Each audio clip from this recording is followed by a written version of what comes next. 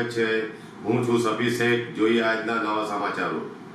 ભરૂચ શહેરના નર્મદા ચોકડીથી મનુબર ચોકડી સુધીના બિસ્માર માર્ગ ટ્રાફિક સમસ્યા અને વરસાદી પાણીના ભરાવાના પ્રશ્નોને લઈને શહેર કોંગ્રેસ દ્વારા જંબુસર બાયપાસ ચોકડી ખાતે ધરણા અને ચક્કાજામ પ્રદર્શન કરવામાં આવ્યું હતું।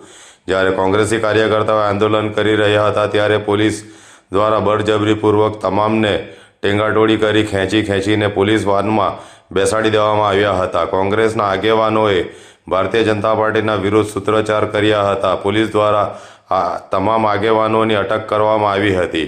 કોંગ્રેસના આગેવાન અને શહેર કોંગ્રેસ સમિતિના પ્રમુખ સલીમ અમદાવાદીએ આક્ષેપ કર્યો હતો કે સર્વિસ રોડ અને રેલવે ફાટક વિસ્તારની હાલત અત્યંત ખરાબ બની ગઈ છે।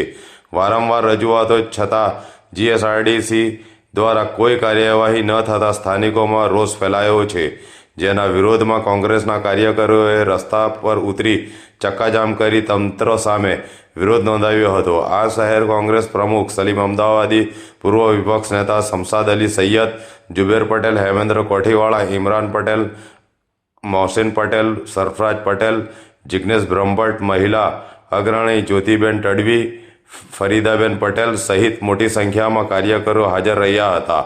કોંગ્રેસે ચેતવણી આપી હતી કે જો તાત્કાલિક માર્ગ સમારકામ, આરસીસી રોડનું નિર્માણ અને વરસાદી પાણીના નિકાલની વ્યવસ્થા નહીં કરવામાં આવે તો આગામી સમસ્યામાં વધુ ઉગ્ર આંદોલન કરવામાં આવશે। દરમિયાન ચક્કાજામ પ્રદર્શન દરમિયાન પોલીસ હસ્તક્ષેપ કરી કોંગ્રેસના કાર્યકરોની અટકાયત કરી હતી।